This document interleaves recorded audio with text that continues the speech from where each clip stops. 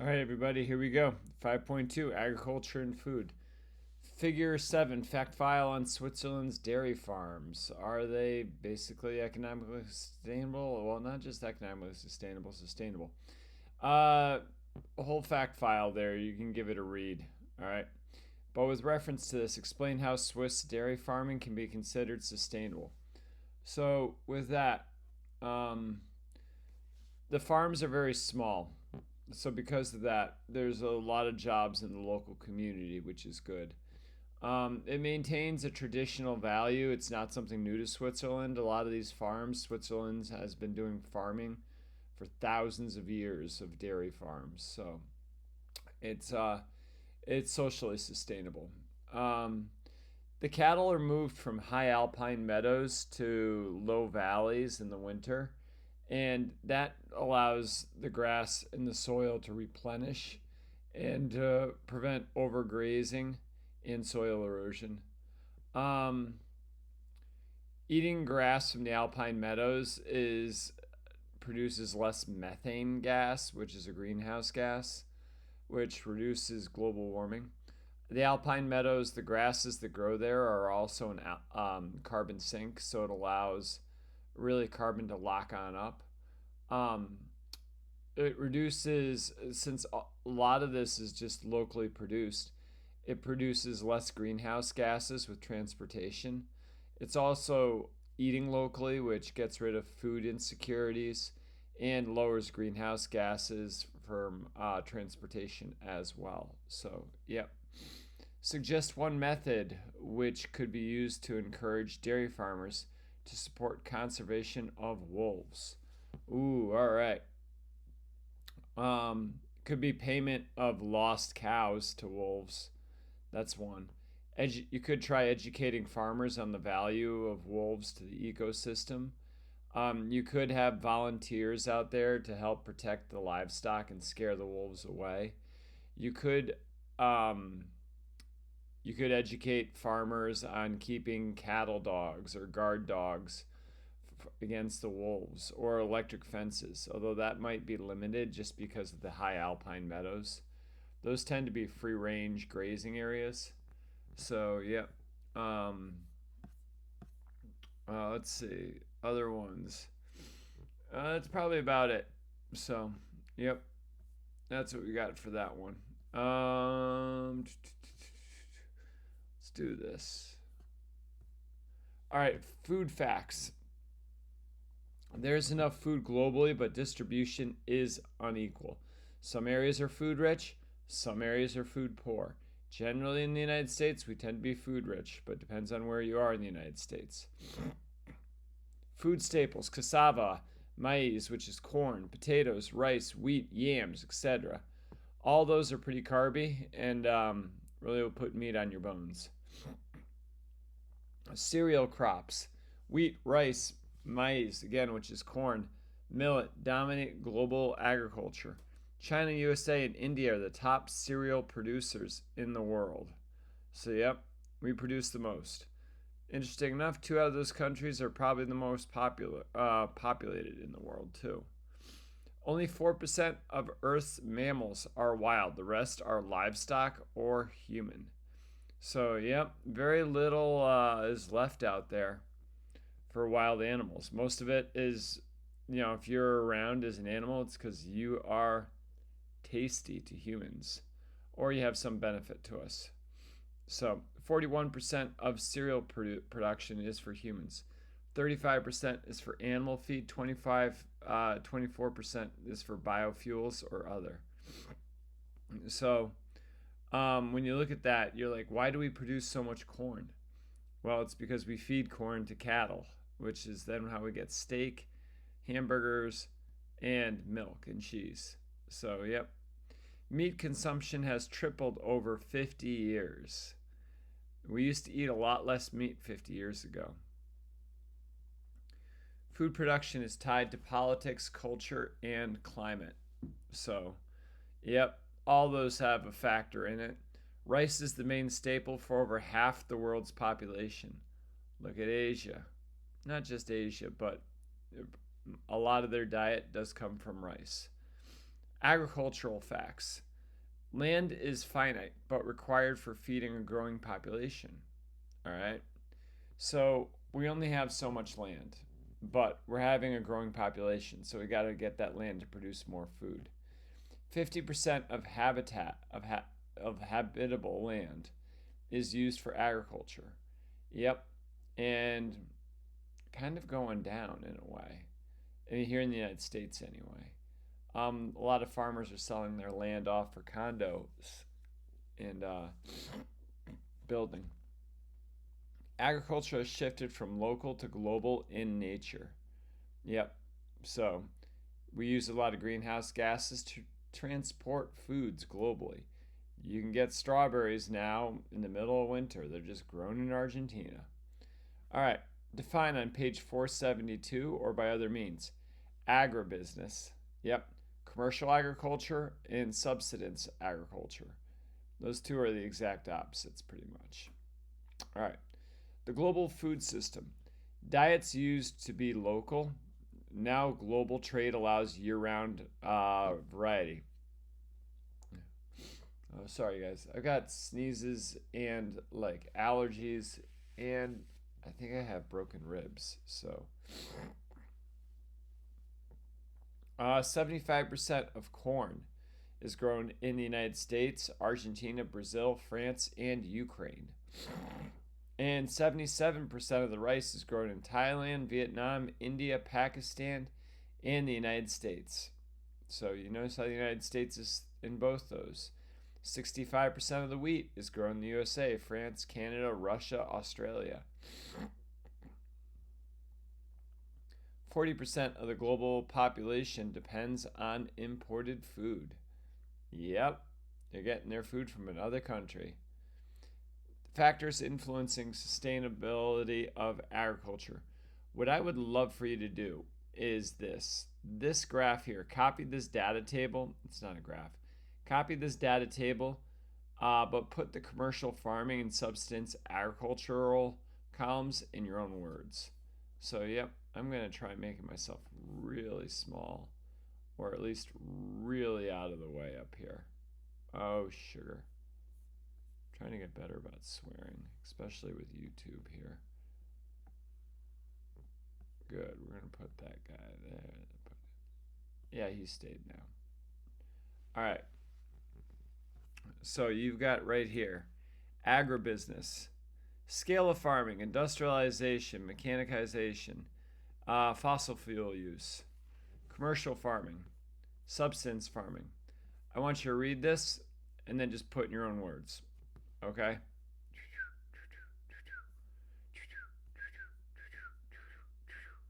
Yep. Then I want you to do that same thing down here. This is agribusiness right here. This is commercial farming. This is subsistence farming. Again, these you get copy down, and these right here, you're going to put in your own words. Probably had to pause up there. You're probably going to have to pause here as well. And then we're going to go down here. Just end up with pollinators.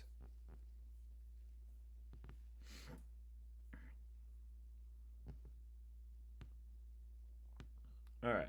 Again, put down pollinators. Put this in your own words. Put this in your own words. Good. All right, here we go. Marginalized populations. Unequal treatment of different people. Rural people tend to be treated a little less well. Women tend to be treated a little bit less well. Minorities tend to be treated less well as well. So, food waste. 1/3 of all food is wasted or lost. Yep, it's not an efficient system. Losses occur in harvest, processing, transport, etc. Interesting enough, in my world, waste is a human concept. Nature wastes nothing. So why I say this, anything that is wasted, compost it.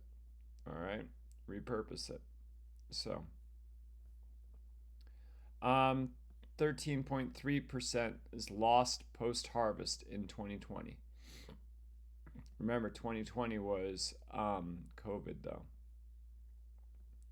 17% of food available to consumers is wasted. So, yep. Landfilled food contributes 8 to 10% of global greenhouse gases. So, if you can go composting, you can reduce that number by quite a bit. SDG, sustainability goals. 12, reduce per capita global food waste by 2030. Yep. Composting would go a ways. Again, I'm on the composting wagon, but there's a reason why. Different agricultural systems. Inputs, labor, water, seed, machinery, energy. Outputs, crop, livestock, waste. So that's what you put into a farm, and that's what you get out of it. So the feedback includes economic, political, and social factors that go into it. So obviously, farmers are only going to grow what sells, and they're only going to sell what is sustainable economically to them. Also, too, they get political incentives for different things to grow. Socially, too.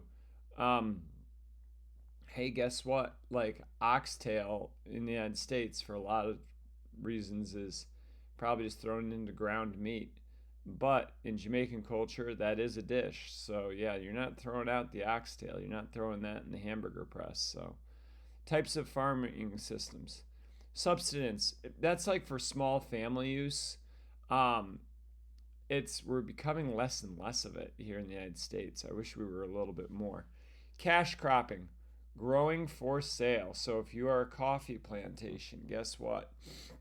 You are growing that coffee to sell and make money. Then you will buy your tomatoes, okay? Commercial, high input, high output. Arables crops. Pastoral farming is animals like livestock, chickens. Mixed farming is both crops and animals. That's probably the most sustainable. Nomadic pastoralism. Mobile herding. Yep, this still occurs in areas like Africa, but it's a dying breed.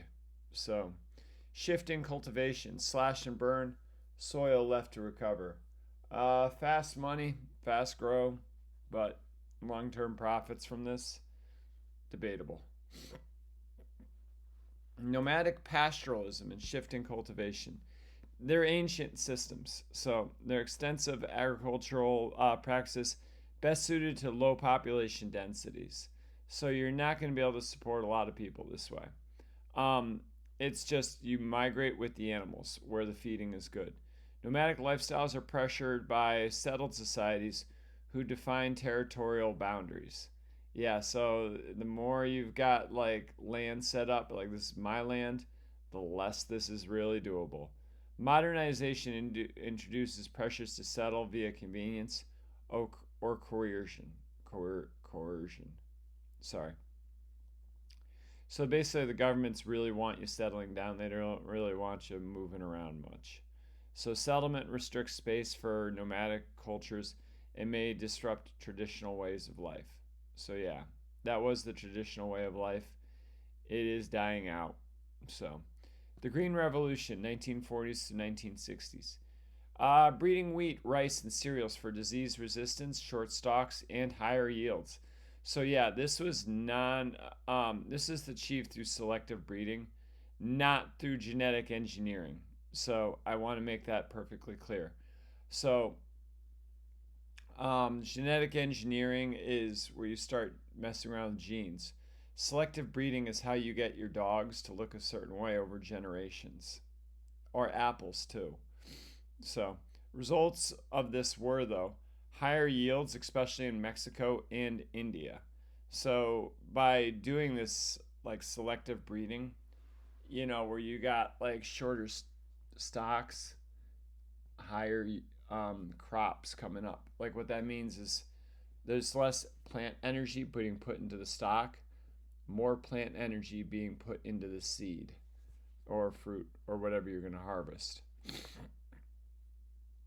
Little impact in Africa due to unsuitable conditions. Criticisms, heavy use of irrigation, uses a lot more water. Fertilizers and pesticides. Environmental harm and reduces biodiversity. Yep. So they just started doing this and just going hog wild and making more food. Led to dependency on fossil fuels and debt from loans for new seeds and products and machinery too. So fossil fuels, you use those for tractors. So I mean, and other machines. Making agricultural sustainable. Let's take a look at this way up here. Monocultures simplify ecosystems but reduce soil health and resilience. If you keep doing the same darn thing, going back to the well too often, it will dry up on you. So, inorganic systems remove organic matter and discourage investment in soil care. So, yeah, using inorganic fertilizers over long term will deplete your soil quality. So, sustainable agriculture promotes maintaining soil fertility without synthetic fertilizers. So, and it saves you money. So, soil conservation techniques. Conservation from erosion by wind and water. So, wind. So, a crop you can plant down is shelter belts, covered crops, stone walls, fencing. If you look at the farm across our school, on our side, there's no trees. So, the wind just comes right in, blows the soil away. On the other side, on the north side of that property, there are trees which do block the wind from doing that. Water, terracing, contour plowing, bunding, drainage systems, cover crops, mulching, stone lines. So all of these have to do with like conserving water, basically getting water to the plant, less to evaporation, leaving less salts, which is good. Conservation of fertility, use of lime, compost, green manures, and following. Yeah, so I like all those. They're basically using more organic ways of getting nutrients to the soil. Herbal A's, mixed grasses and herbs for pasture health. So, yep. Mycorrhizal fungi help crop roots absorb nutrients. So, yep, one more way that you can get like nutrients from the soil into for the crops. Agroforestry, growing crops with trees. Nuts with sheep. Yep. Um, Interesting with that one. Using kind of like two layers of your land, like because trees are obviously going to take up sunlight above, and then sheep underneath, where you can harvest them. So, cultivation techniques: avoid marginal land and overgrazing. So, overgrazing just leads to soil being washed away, blown away, and it's not there for you. Strip cropping, mixed cropping, crop rotations. Yep, those are good things. Like crop rotations, big fan of.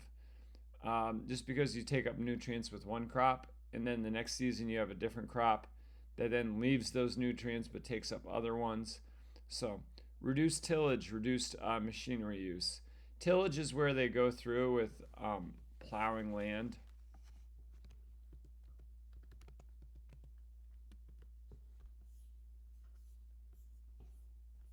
Yeah, this is like images of tilling land here. Where the hell did my cursor go? Oh, it's over here. Get you over here. Yeah, this is tilling land right here.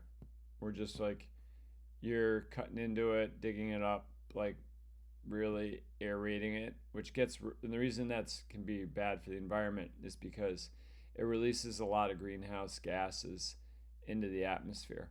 It does allow for crops to grow better though, because it does, really like gets air to the soil for the microbes. So, yep.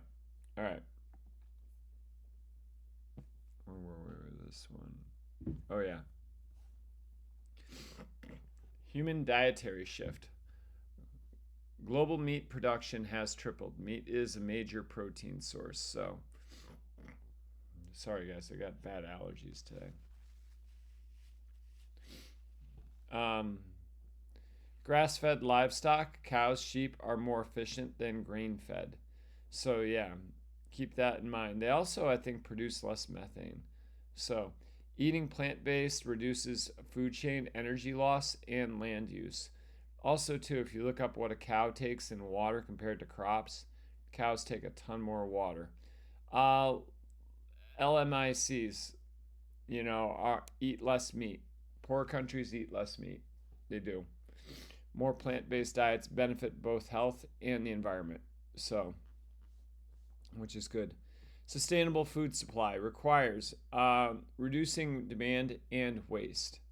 So it's kind of like for us eating less but eating better and just producing less like waste, being smarter about our food choices in refrigeration, stuff like that.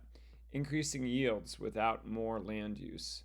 So, um, getting to use our land smarter, getting more out of a farm, out of an acre of land than, say, we currently are. Solutions: affordable plant based meat alternatives. Yep. I don't know about you. I have a rule. Actually like vegetarian dishes. Strangely enough, I bet you do too if you're hearing this. Do you like cheese pizza? You like mac and cheese? Yeah, I like them both. Both of them are vegetarian. All right. Um, so eating more plant-based meat alternatives can really help you out with that. Reducing nitrogen loss with better fertilizer use and timing.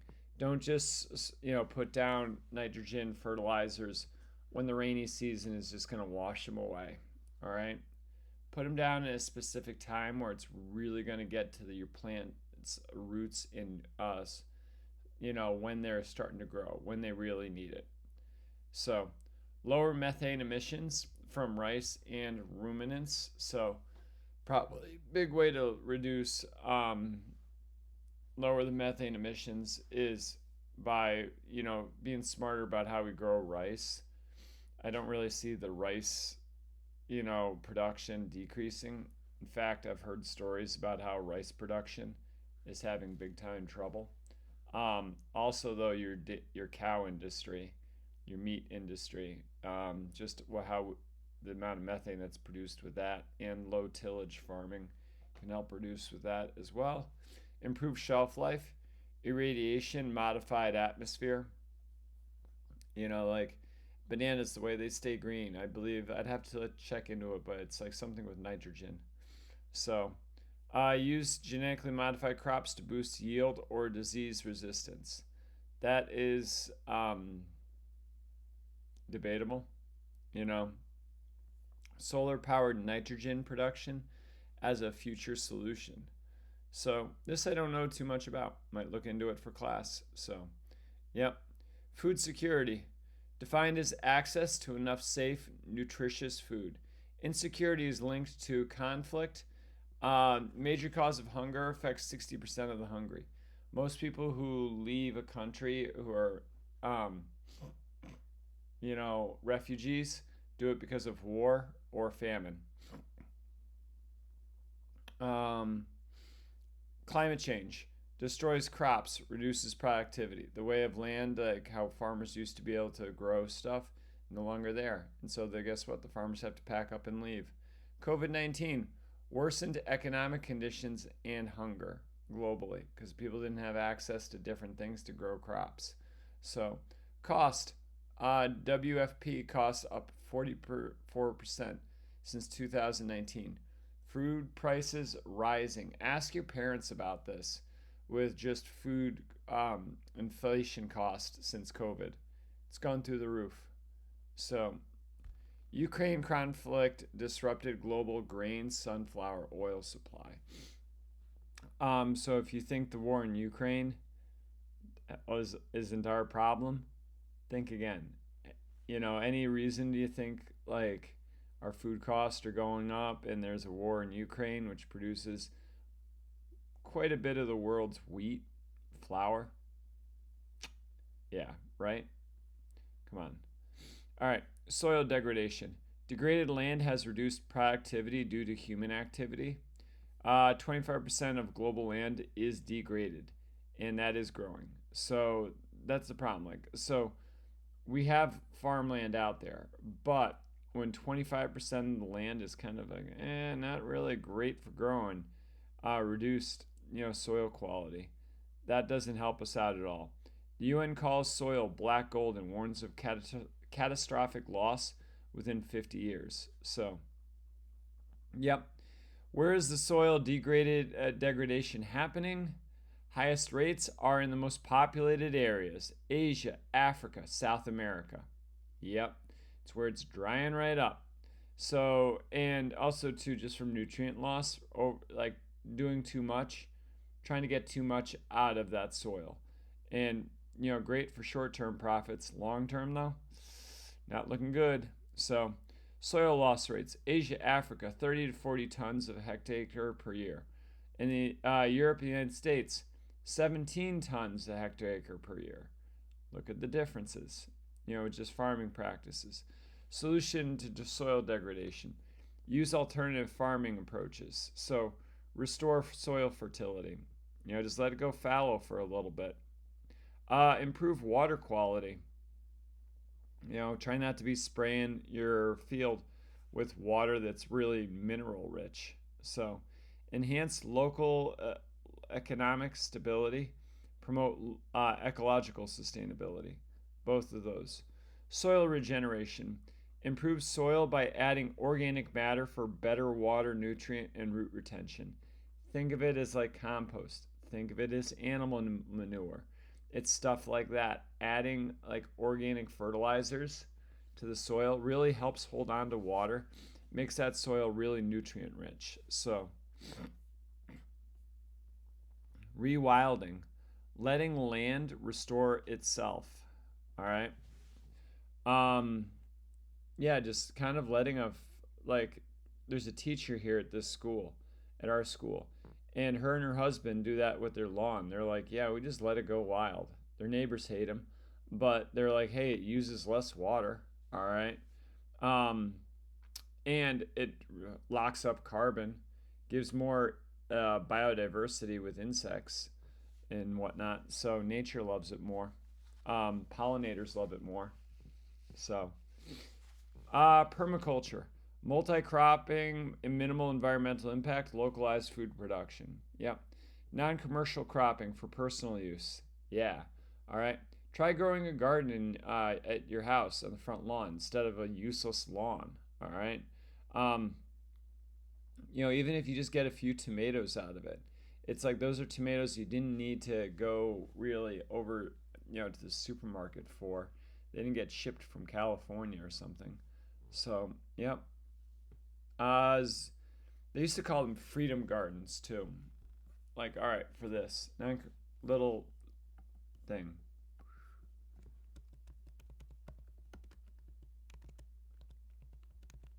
Freedom Gardens, World War II. All right. What this was every household they wanted to grow their own food, because that way they could spend less manpower on the farms, send more soldiers overseas, and they were less reliant on on big farms and from other people. So the more you can grow at your home, the more you can send soldiers overseas, or you can send the food from the farm overseas. So really helped out the war effort. So yep. Anyway, let's get this. Let's see.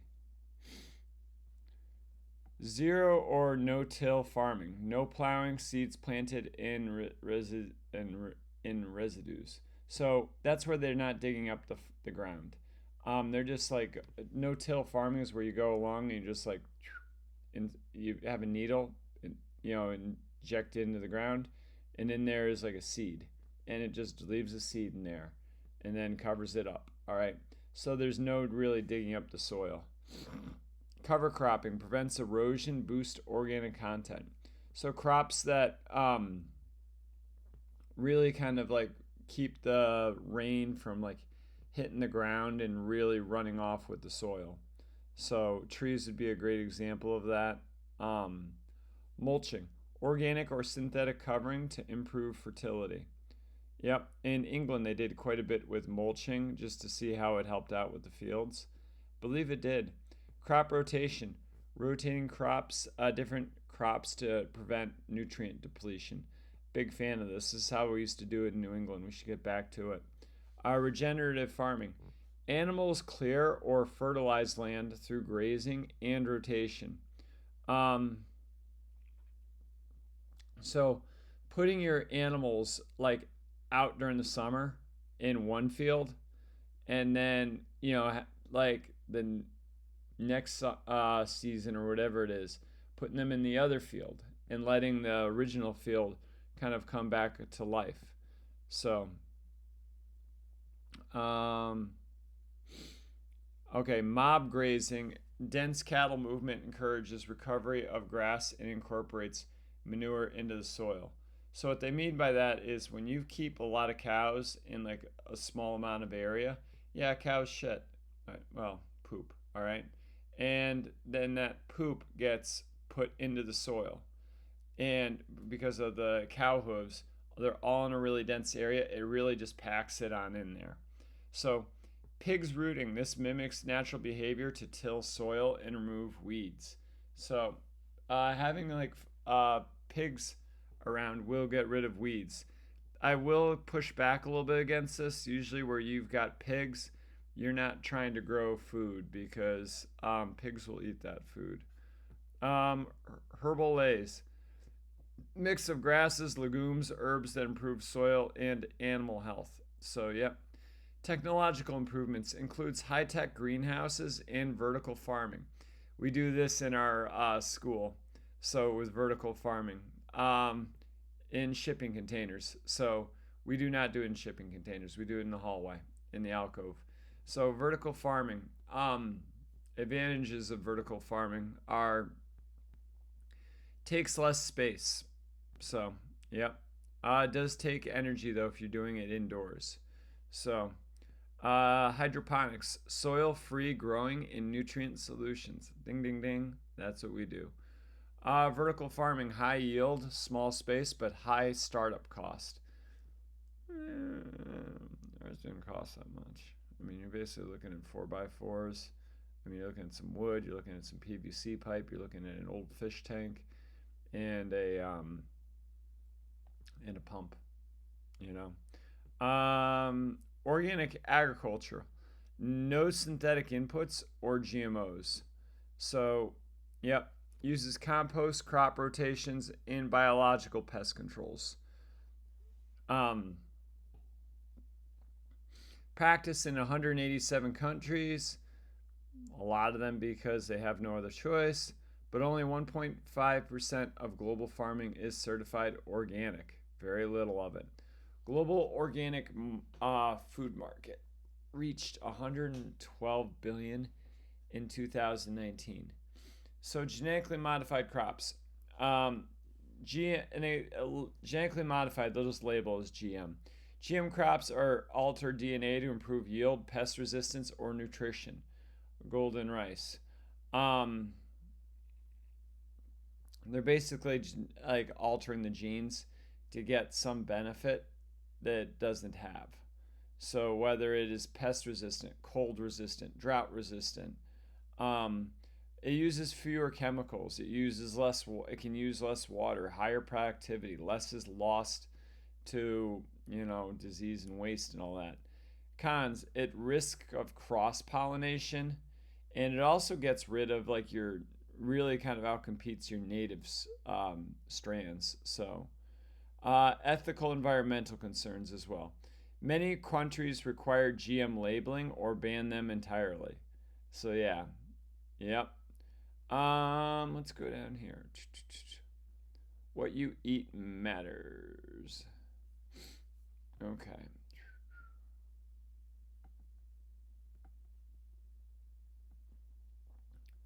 Environmental impacts depend on crop type, transportation distance, growing methods, organic versus conventional, seasonal. Local diets generally have lower footprints. And like if you're eating local, you're eating seasonal. You're not here in New England.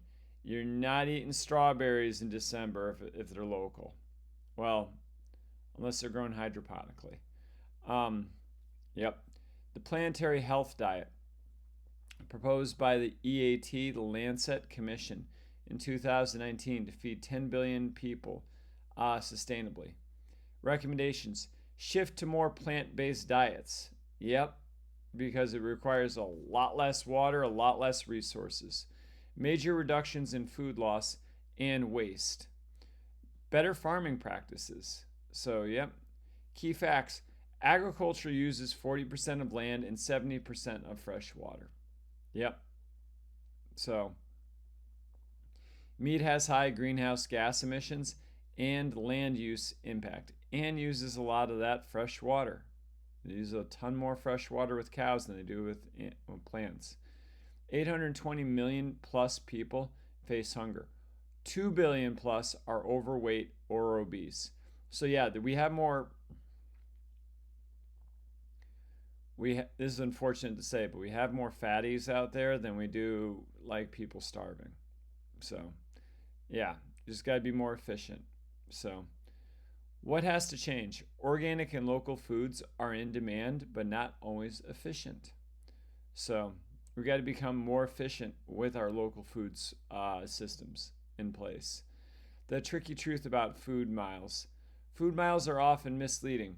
Growing methods matter more. So, yeah, can debate that. Sustainable eating tips. So, I guess with this right up here,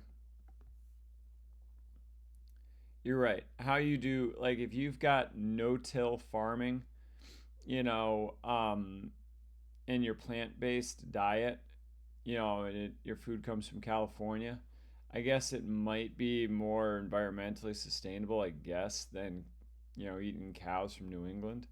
But I could debate that. Um, Sustainable eating tips, WWF. Eats more plants, varied diets.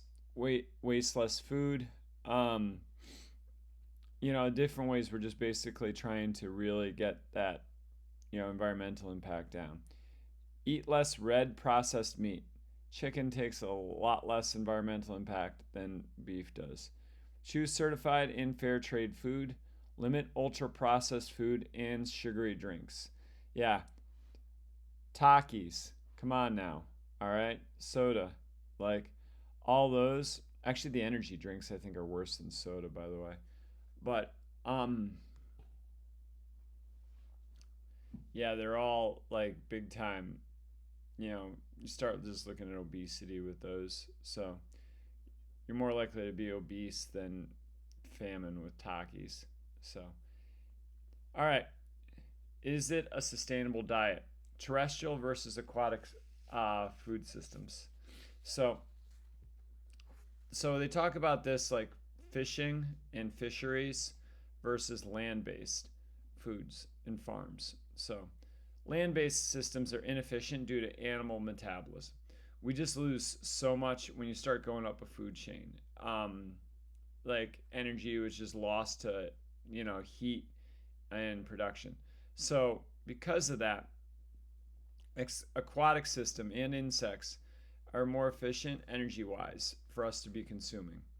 Um, it's just with the ocean though, the ocean does not have the nutrients to really be replenishing fish like very easily. So, harvesting wild foods. Example: Brazil nuts. Sustainable if gathered without tree damage. Now, if you're going down there cutting down the tree just to get to the nuts, yeah, non-sustainable, bro. All right. But risk is from illegal logging, low pay to collectors. So for the system, that is something you have to worry about. I realize the price of food is going up, but um, also keep in mind that what do you think field hands get paid for farming? It ain't much. So entomophagy. Yeah, I've got very. I know I mispronounced that. Entomophagy, insect consumption. Don't laugh. We used to have a teacher here at this school, and she used to eat insect protein bars. I mean, they didn't have like insect parts in them, but what they would do is they'd be crickets and they'd be ground on up, and with that, because like insects have got a lot of protein to them, Um, Rich in protein, low in fat, so they're perfect for protein bars. But um, I'll be honest with you, I never ate one. Culturally common in some regions to eat insects. Examples are locusts, mealworms, underused in most countries due to cultural bias. Not really looking to do it. All right, bush meat. Wild animal meat, sometimes illegal. All right. Common in tropical regions, Africa and the Amazon. Includes cane rats, pangolins, endangered risk, species extinction, zoonotic diseases. I don't know if, so they talk about bush meat here. I wonder if here in New England, our version of hunting also would be considered bush meat for that. Um, there's a lot of my buddies off in Vermont, and they, in the fall, that's where they use their 2 weeks of vacation because they're going off to deer camp and they're going to go get them a buck. And that's what fills their freezer, and they eat a lot less cow meat because of it. Um, the venison, if you ever have the chance to taste it, give it a try. It tends to be a lot leaner, so when you cook with it, you tend to cook with more butter or oils with it. Um, it's just some people like the taste, some people don't. All right. Malnutrition. Malnutrition refers to poor or imbalanced nutrition. Types: lacking, undernourishment, not enough calories. So, yep. Excessive, overnourishment, too many calories leads to obesity. Yep. Um, Unbalanced, wrong mixing of micronutrients. So, yep, different types of malnutrition. You can have somebody who's like me. I tend to relatively be skinny. Although lately I've felt like I could probably lose like 5 to 10 pounds, or just gain. I need to gain more muscle. Um,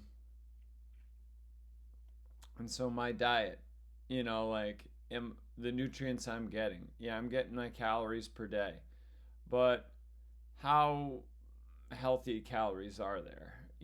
Are they am I getting most of my calories from ice cream, say, versus like beans or fruit? So, yep. So, yeah, different things to think about. Global hunger statistics 2020. 720 to 811 million people suffered from hunger. It's up 161 million since 2019.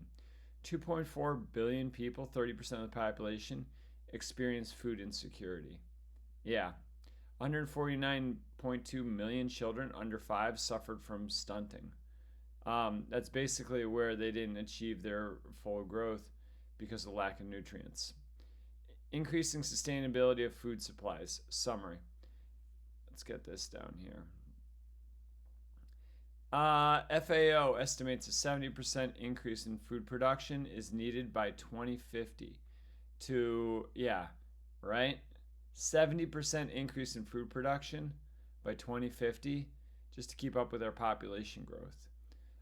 Contributing factors to loss of agricultural land: soil erosion, salinization, desertification, urbanization is a big one.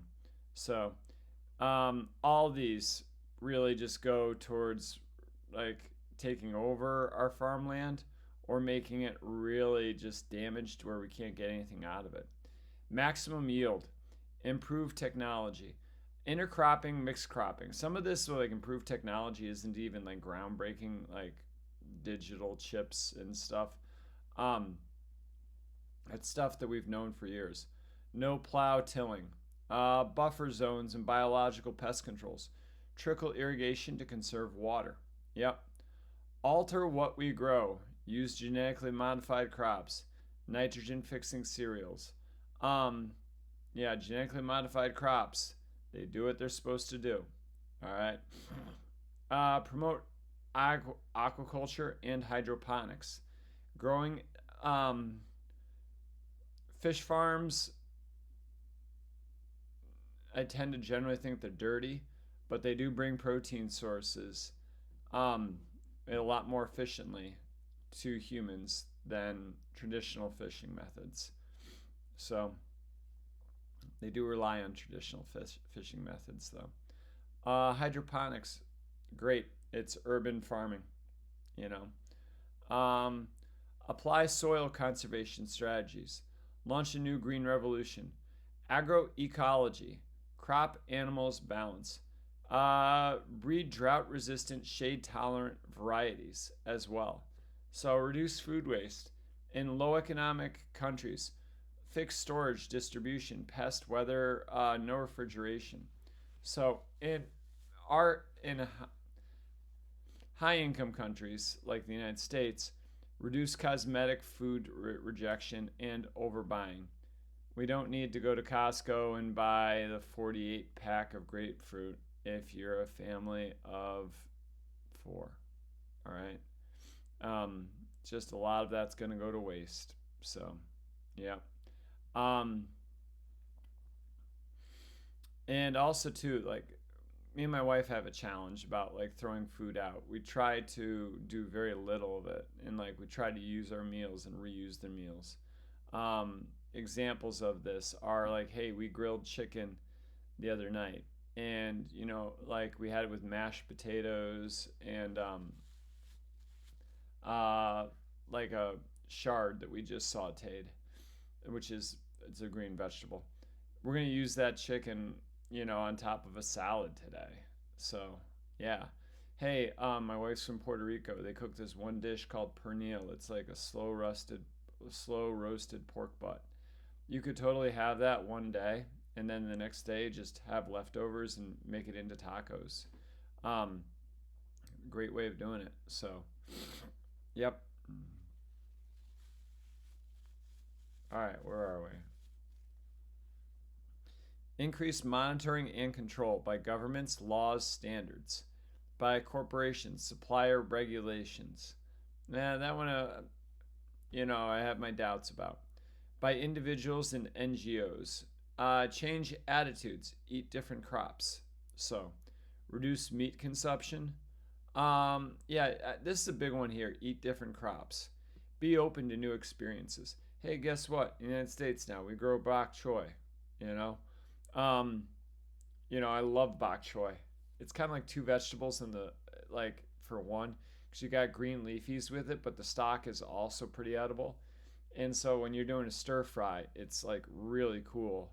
Um, Reduce meat consumption, educate on food, promote insect consumption.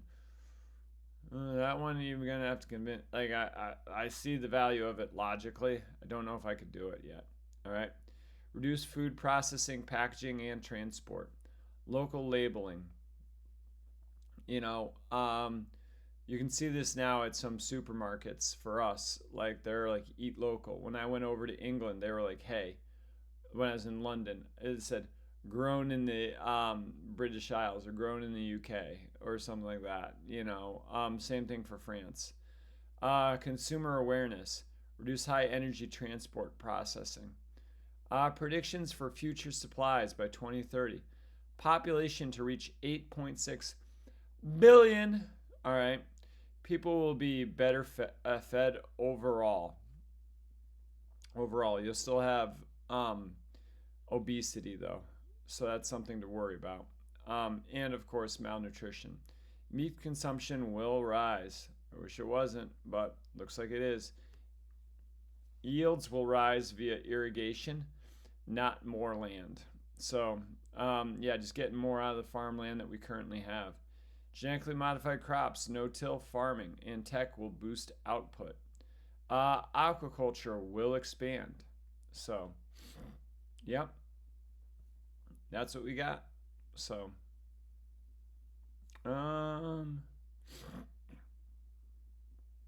aquaculture is basically fish farming. So, all right. The impact of increasing irrigation water salinity on crop yield potential. All right, so right here you've got almonds, asparagus, grape, and tomato. Now, this is the crop yield, how much they can get out of the crop. Like, so the closer you get like to 100%, the more money you're making as a farmer. All right, because the more crop you're getting. The closer towards 50%, man, you're bumming. All right. So, and this is down here salinity. So the further right you go, the worse it gets, the more salty the soil. Further left you go, the less salty you get. So, as you can see, the less salt you have in the soil, the more crop yield you have. The more salt you have, the lower the yield. With reference to figure 7b, state the relationship between irrigation water salinity and crop yield potential. I just kind of did that with like a higher salt means decreased yield. All right. Explain how irrigation has reduced soil fertility in the Central Valley. So, water it's usually pumped up from underground wells, and these underground wells are loaded with minerals and nutrients that then just get spread out over the field, which are salts. Usually in this valley here, in the Central Valley of California, it's a dry, arid kind of valley, so the water evaporates pretty quickly. But when it evaporates, it leaves the salts behind. And the sodium and the chloride basically then displace the potassium and the phosphorus, which are needed for plants to grow. And as a result, the salts basically just build up over time and kick out the nutrients that you actually do need. The decomposers, like the stuff that really produces that soil, they can only handle so much salt. So when you have more and more salt, it just makes it so that the decomposers can't do their job.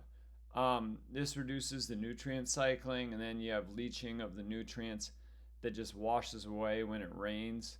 It can create, like, there's also water logging with the soil.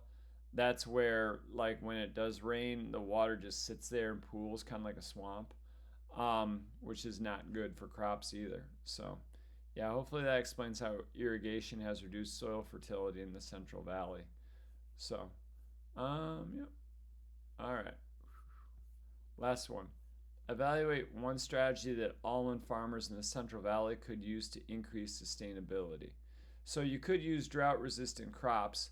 Advantages to that is just like the word says, it uses less water, and reduces salt buildup in the soil. Problem is, just like the problem for a lot of these, it costs. It's expensive. Another one would be trickle irrigation or drip irrigation. So this uses less water. Again, it produces less salt in the soil, but it's expensive, and the maintenance on it can have a lot more maintenance than say like your traditional sprinklers that go. Okay. You could switch to organic farming for almonds. This was going to reduce your pesticide, which is good for humanity because, like, hey, who really wants pesticides on their food? And also, too, it just reduces water pollution, soil pollution off of those pesticides. Bummer about it, you're probably, if you're doing organic almonds, you're not going to get as big of a harvest. So the cost is going to go up, your profits will go down. It's more expensive to produce. Other things you can do are crop rotations, so or just grow multi-crops like polycultures. So this reduces like the need for fertilizers and pesticides as well, saving farmers money. It also gives you more biodiversity, which is great for pollinators and insects in general. So replenishes nutrient soil fertility kind of naturally. So, yep, it gives your soil basically a break. More difficult to harvest almonds, like if you're going to do this, because almond farming is really big in the Central Valley. It's more difficult to pick up almonds because trying to get machinery in there to the trees while you've got plants on the ground.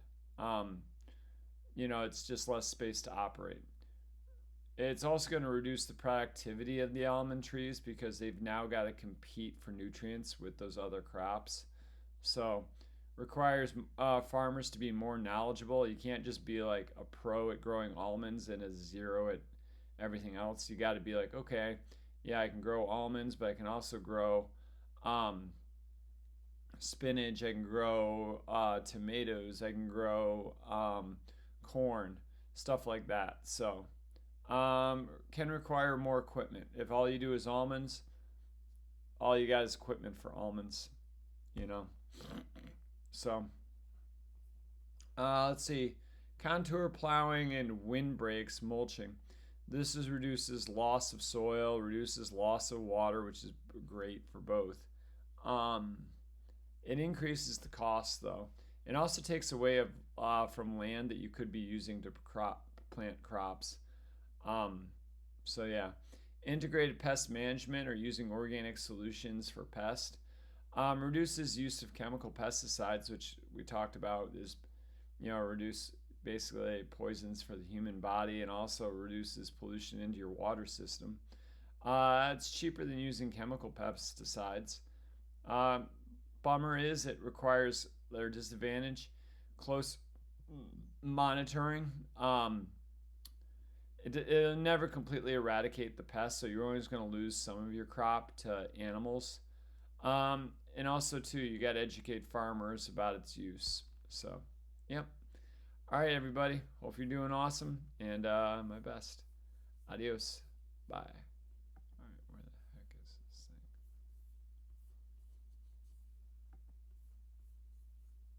Gee golly, where is this thing? There we go.